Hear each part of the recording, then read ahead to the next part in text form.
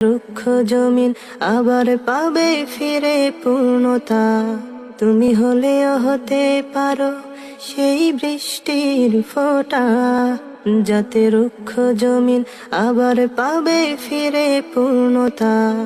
তুমি রক্ত জবা কিংবা গোলাপ আমার আঙিনায়, আমি সূর্যের আলোর মতো তোমায় মাখবো আমার গায়ে।